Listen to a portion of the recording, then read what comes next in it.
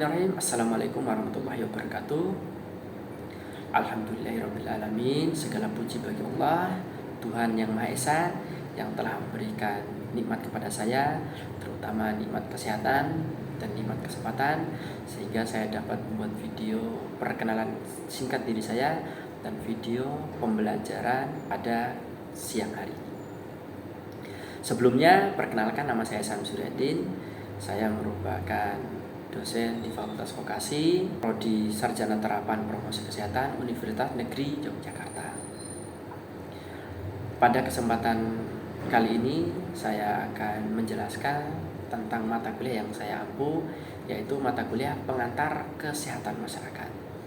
Mata kuliah Pengantar Kesehatan Masyarakat terdiri dari 2 SKS, 1 SKS teori dan 1 SKS praktek.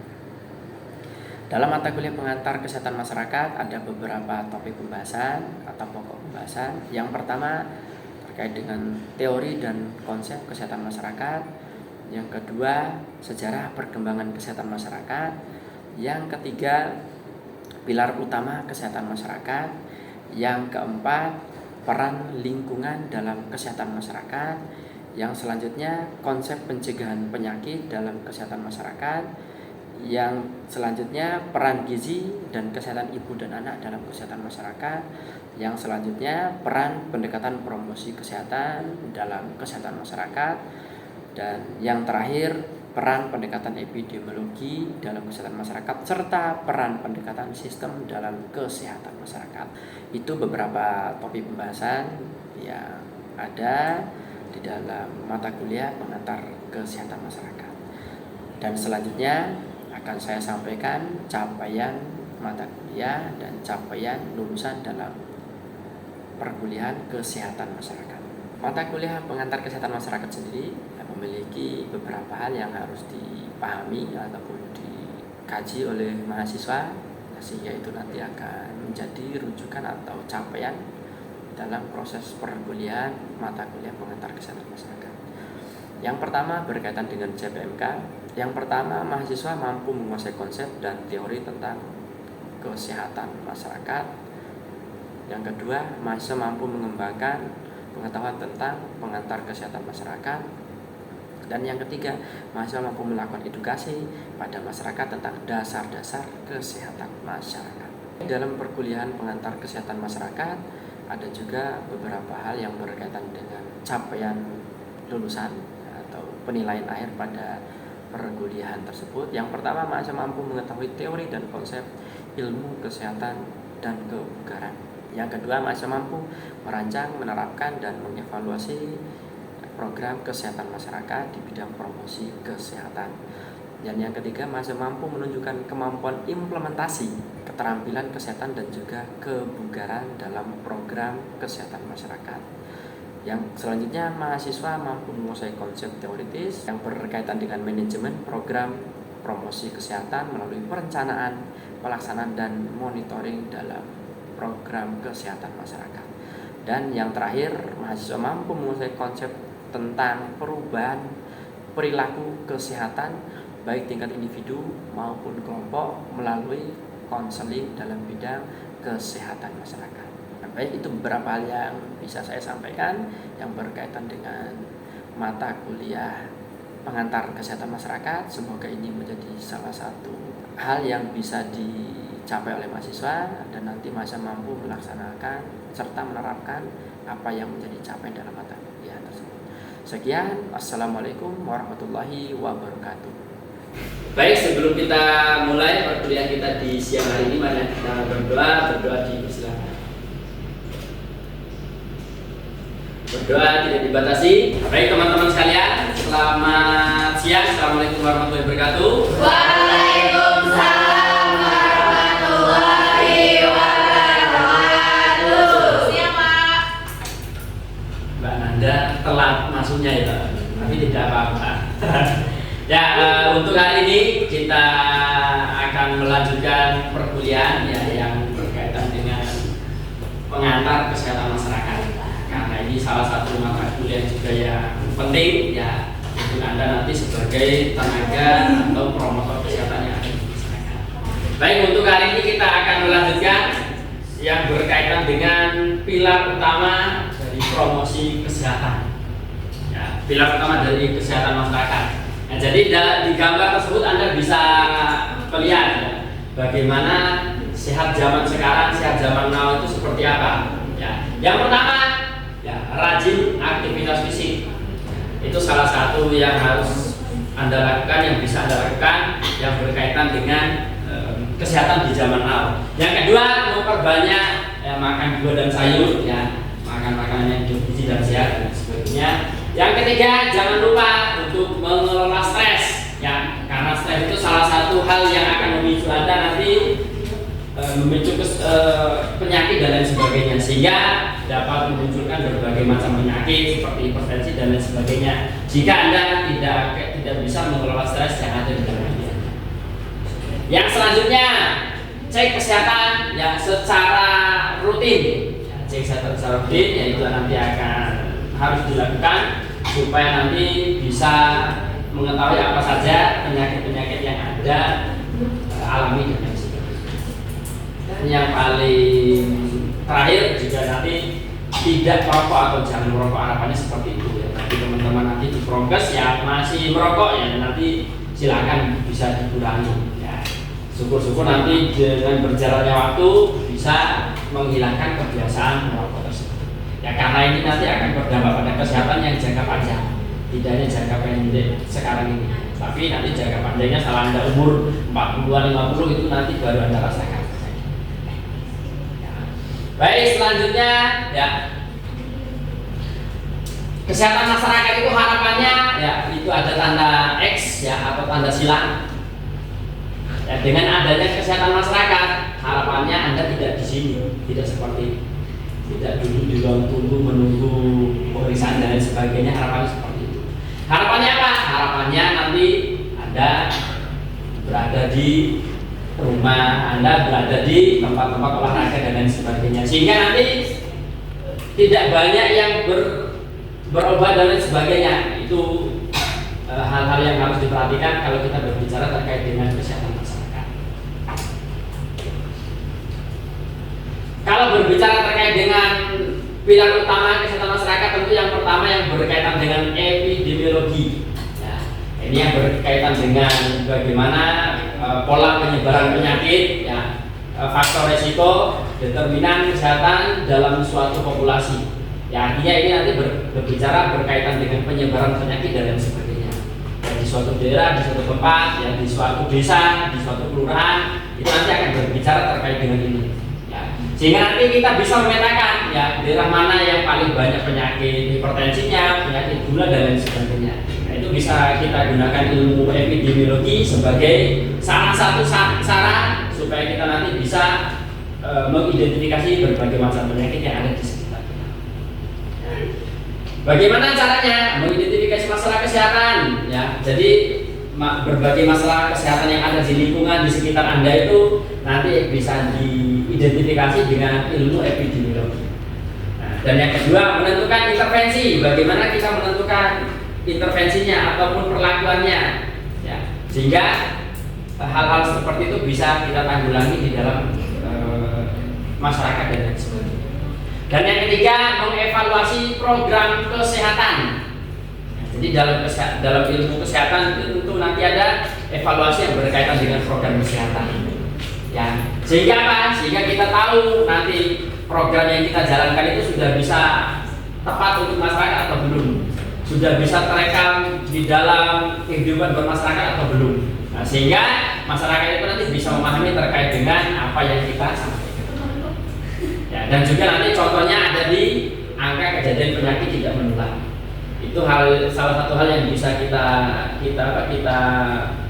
kaji di masyarakat, bagaimana angka kejadian penyakit tidak menular di daerah A, B, C, D dan lain sebagainya, sehingga nanti kita bisa bandingkan dengan angka-angka tersebut daerah mana yang paling banyak penyakit menular, penyakit tidak menular dan lain sebagainya.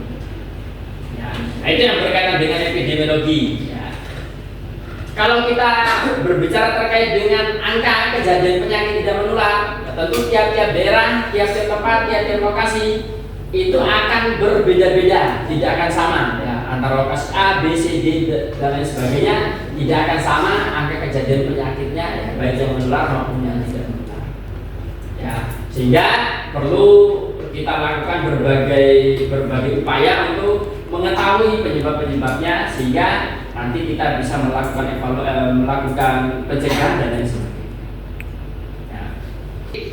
Ya, nah, kalau kita berbicara terkait dengan biostatistik, tentu kita berbicara terkait dengan penggunaan metode statistik untuk menganalisa atau menganalisis data-data kesehatan yang ada di masyarakat maupun di puskesmas. Nah, jadi metode statistik ini hanya khusus digunakan di bidang kesehatan. Tidak cocok digunakan di dunia pendidikan dan lain sebagainya. Ya, hanya akan cocok di bagian kesehatan karena memang menganalisa yang berkaitan dengan penyakit ataupun tingkat kesehatan di masyarakat. Ya, bagaimana caranya? Ya, nah, kita biostatistik dapat membantu dalam perencanaan. Ya, jadi sebelum nanti kita melakukan atau melaksanakan kegiatan yang kita lakukan, harus terlebih dahulu kita menyusun ataupun merencanakan. Dalam perencanaan tidak hanya dapat kita lakukan hanya 1-2 kali, tapi kita harus sering turun ke lapangan, harus sering berkomunikasi, berinteraksi dengan berbagai stakeholder yang ada di dunia kesehatan, sehingga kita nanti dapat merencanakan apa saja yang akan kita lakukan atau kita laksanakan nanti dalam pencegahan penyakit di masyarakat. Dan yang kedua, ya ada pelaksanaan. Tentu nanti dalam pelaksanaan ya sudah kita rencanakan terlebih dahulu kapan pelaksanaan dilakukan, siapa saja yang akan terlibat, nanti sebagai peserta, sebagai pemateri dan lain sebagainya. Tentu nanti akan kita kaji lebih lanjut dalam pelaksanaan. Dan setelah itu tidak lupa kita melakukan evaluasi. Kenapa harus kita evaluasi? Karena di dalam pelaksanaan ya baru kita bisa tahu kurang lebihnya tepat atau tidaknya saat nanti kita melakukan evaluasi. Nah, evaluasi ini nanti dari data-data yang Anda kumpulkan, baik nanti dari saat pelaksanaan itu ada kuesioner, ya, nanti ada wawancara dan lain sebagainya, itu kita gunakan saat pelaksanaan. Nah, baru nanti hasilnya kita evaluasi. Setelah kita evaluasi baru kita akan mengetahui proses ataupun pelaksanaan yang kita lakukan tepat atau tidak, pas atau enggaknya, bisa dipahami atau tidaknya di dalam kehidupan masyarakat. Nah, tentu ini berbagai upaya yang akan kita lakukan dalam mencegah penyakit yang ada di lingkungan masyarakat atau di sekitar. Ya, contohnya ya biostatistik, ya analisa terkait dengan efektivitas vaksin. Ya, karena dulu kita juga sudah pernah divaksin, Anda mungkin waktu kecil pernah divaksin, besarnya juga sudah pernah divaksin, nah, sehingga ini dapat dijadikan sebagai data analisa supaya vaksin itu berjalan dengan efektif atau tidak. Dan yang kedua, penghitungan prevalensi penyakit. Ya, nah, tadi sudah saya sampaikan terkait dengan prevalensi penyakit itu nanti akan kita petakan, ya, akan kita kaji bagaimana penyebaran penyakit di tiap daerah supaya nanti kita bisa mencegah terjadinya penyakit tersebut. Nah, ini yang pertama tadi terkait dengan epidemiologi, sekarang kita berkaitan dengan biostatistik. Dan yang ketiga yang berkaitan dengan kesehatan lingkungan. Dalam kesehatan masyarakat, ya terutama mungkin di promosi kesehatan, ya akan ada satu hal yang harus kita perhatikan, yaitu berkaitan dengan kesehatan lingkungan.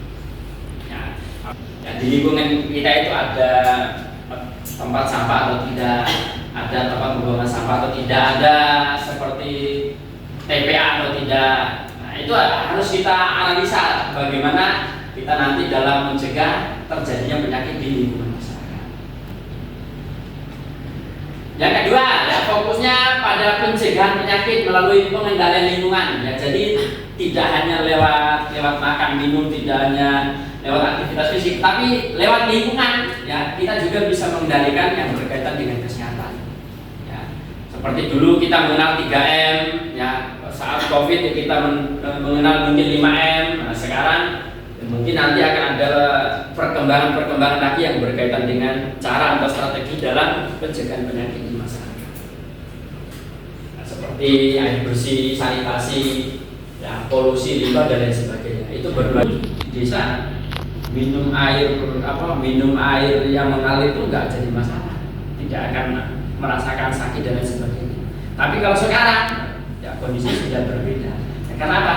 Karena lingkungan, karena kita terbiasa minum air aqua, minum air galon dan lain sebagainya, sehingga tubuh kita itu dapat menyesuaikan perubahan-perubahan itu. Sehingga sampai sedikit sudah sakit, flu dan lain sebagainya. Nah, itu kan perubahan-perubahan yang terjadi, ya, yang dilakukan oleh tubuh kita dalam menghadapi kehidupan sehari-hari. Dan selanjutnya, ya, contohnya pengendalian penyakit berbasis air seperti diare atau dampak pencemaran udara. Ya, dampak pencemaran udara itu contohnya apa kira-kira?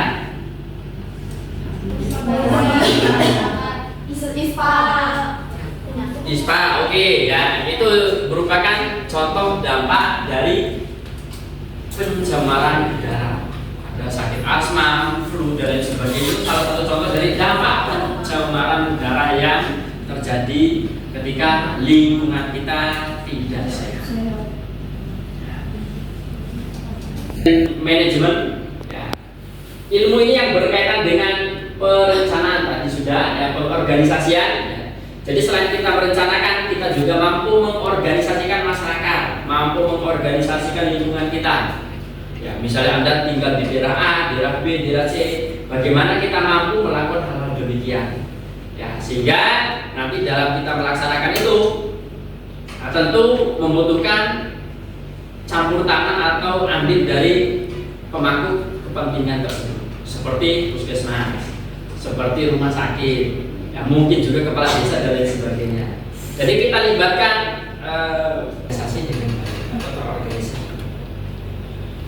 Selanjutnya pembiayaan dan sistem dan manajemen sistem layanan kesehatan. Ya, kalau kita ingin tetap berada di lingkungan yang sehat dan lain sebagainya, tentu pembiayaan itu harus juga selaras, ya, dengan tujuan yang kita inginkan. Jadi pembiayaan itu harus tetap ada, ya, karena itu nanti akan bisa mengcover apa yang akan kita laksanakan. Dan manajemen sistem layanan kesehatan. Sistem layanan kesehatan itu harus di-manage dengan baik, harus diatur dengan baik, yang melalui regulasi-regulasi baik dari pemerintah dan lain sebagainya. Sehingga nanti pelaksanaan kegiatan ataupun pelaksanaan layanan kesehatan itu bisa berjalan dengan efektif dan juga optimal.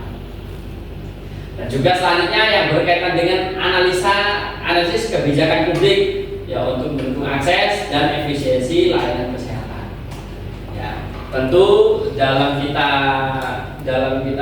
menjaga administrasi supaya tetap berjalan dengan baik, tentu kita membutuhkan analisa mana akses dalam layanan kesehatan. Contohnya seperti apa? Contohnya seperti JKN, ya, manajemen rumah sakit, dan juga kebijakan imunisasi nasional. Ya, nah, itu yang berkaitan dengan administrasi dan juga kebijakan kesehatan. Ini, ya, yang terakhir terkait dengan ilmu perilaku dan pendidikan kesehatan, terkait dengan kelompok, terkait dengan manusia. Ya. Karena manusia itu sifatnya bermacam-macam, tidak sama, ya. A dan B, C, D tidak akan bisa sama. Sehingga kita perlu bisa memahami bagaimana perilaku yang ada di sekitar kita, terutama perilaku masyarakat di sekitar kita. Sehingga nanti kita bisa menentukan, ya, seperti apa cara yang akan kita lakukan untuk memberikan penyuluhan, memberikan pemahaman, memberikan pengetahuan terkait dengan kesehatan masyarakat. Ya. Tentu kalau kita berbicara terkait dengan ilmu perilaku dan masyarakat mempengaruhi kesehatan. Ya. Perilaku setiap orang itu akan mempengaruhi bagaimana tingkat kesehatannya. Contoh, orang yang rajin berolahraga, ya, ya, dengan yang rajin berolahraga, tentu nanti akan sangat berbeda. Baik tingkat kesehatannya, tingkat kebugaran jasmaninya, ya, fleksibilitas dan lain sebagainya tentu nanti akan berbeda kalau kita berbicara olahraga. Nah, sehingga perilaku masyarakat di sekitar kita itu harus kita bangun dengan baik supaya apa? Supaya mau melakukan aktivitas fisik, supaya mau melakukan cek kesehatan secara rutin, ya, supaya mau melakukan atau makan makanan yang bergizi, supaya mau melakukan pencegahan penyakit melalui lingkungan. Itu harus kita bangun dari kita sebagai akademisi, terutama kita sebagai promotor kesehatan. Terkait dengan ilmu perilaku, ya tentu kita berbicara terkait dengan fokusnya pada edukasi. Ya, tentu teman-teman sudah tahu edukasi itu yang berkaitan dengan apa kira-kira edukasi? Berkaitan dengan pendidikannya, berkaitan dengan edukasinya, berkaitan dengan kita memberikan informasi-informasi sehingga masyarakat itu bisa memahami yang berkaitan dengan kesehatan masyarakat. Dan yang kedua, terkait dengan komunikasi. Jadi kita tidak hanya melakukan edukasi, ya kita kalau melakukan edukasi secara terus-menerus, tetapi kita tidak memiliki cara komunikasi yang baik, tentu itu tidak akan bisa memberikan dampak yang baik pula pada kesadaran masyarakat kita. Tentu dengan komunikasi yang baik, ya komunikasi yang intens dengan masyarakat tersebut, ya mereka akan mau mengikuti ya apa yang kita sampaikan. Mereka akan bisa memahami apa yang kita sampaikan. Ya. Sehingga dengan itu kita harapkan perubahan perilaku, perubahan pola hidup yang bisa dilakukan supaya menjaga kesehatan semakin baik. Dan yang selanjutnya perubahan perilaku sehat. Harapannya kalau masyarakat secara perilaku sudah berubah, harapannya kesehatan pun akan bisa meningkat, akan bisa berubah.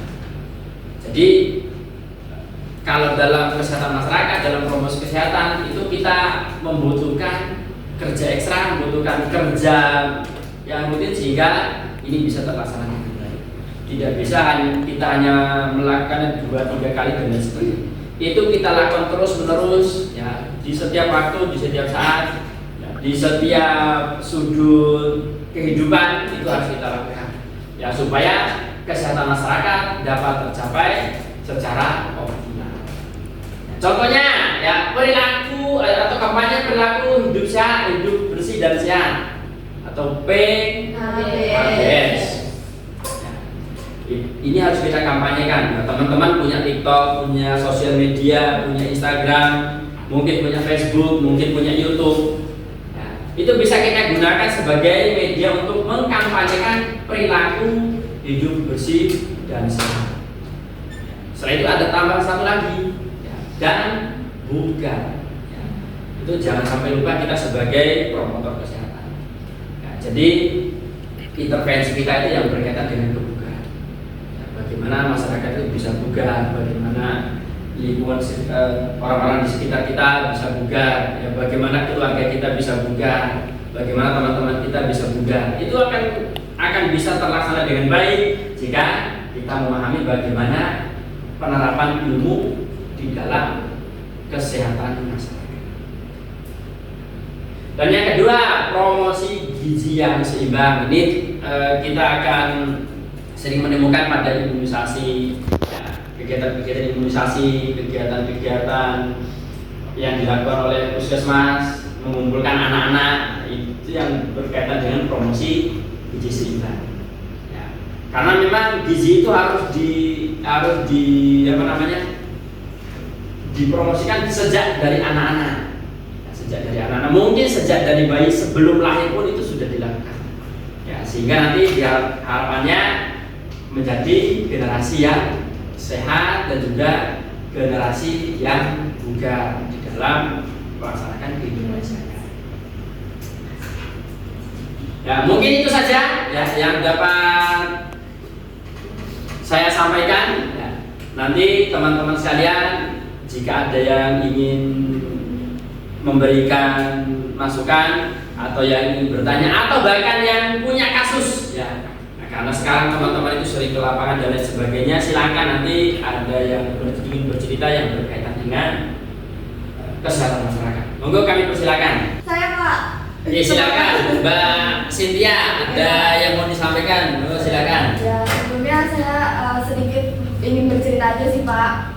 Kemarin saat di lapangan saya melakukan observasi dan menemukan bahwa memang masih banyak penduduk-penduduk yang ada di daerah-daerah yang lumayan susah untuk dijangkau, hanya bisa dijangkau dengan menggunakan kendaraan motor. Itu tuh masih banyak lansia yang masih kurang mendapatkan akses informasi tentang kesehatan. Gitu, Pak. Mungkin kalau dari Bapak adakah saran ke depannya itu supaya informasi kesehatan itu bisa tersampaikan dengan baik, itu baiknya seperti apa nih Pak? Oke, baik, terima kasih Mbak Cynthia atas pengalamannya. Ya, yang pertama kalau kita berbicara terkait dengan masyarakat di pedesaan, terutama masyarakat terpencil, ya tentu itu berbicara terkait dengan pemahaman dan juga pengetahuan yang berkaitan dengan kesehatan. Karena apa? Orang-orang zaman dulu itu tidak mengenal pemeriksaan rumah sakit, tidak mengenal ya mungkin obat dan sebagainya. Ya. Nah itu yang mereka lakukan. Kebanyakan apa? Mereka itu aktivitas fisik, mungkin jalannya berkilo-kilo, berpuluh kilo, berjalan kaki. Itu sumber ataupun kesehatan yang didapatkan dengan melakukan kegiatan tersebut. Ya, mungkin beliau-beliau itu tidak memahami terkait dengan olahraga, aktivitas fisik dan lain sebagainya. Dianggap bahwa apa yang dilakukan selama berhari-hari, bertahun-tahun itu dianggap sebagai aktivitas yang dilakukan untuk mencegah supaya mereka tidak terkena penyakit. Tetapi apa? Nah, sekarang kan zamannya sudah berbeda, tidak seperti dulu. Nah, mungkin beliau-beliau dulu sehat, badannya kuat dan lain sebagainya. Tapi kalau sekarang sudah masuk usia lansia, usia menua, nah itu kan tidak bisa kita andalkan lagi aktivitas seperti itu. Nah, tentu dengan pemahaman-pemahaman, tentu dengan edukasi itu akan bisa kita berikan supaya beliau-beliau bisa memahami apa yang terjadi sekarang ini, perkembangan penyakit sekarang seperti apa, bagaimana pencegahan dan lain sebagainya. Dan itu tidak bisa kita lakukan hanya satu dua kali, ya. Karena mungkin beliau-beliau itu sudah sepuh, ya tidak melek seperti kita sekarang.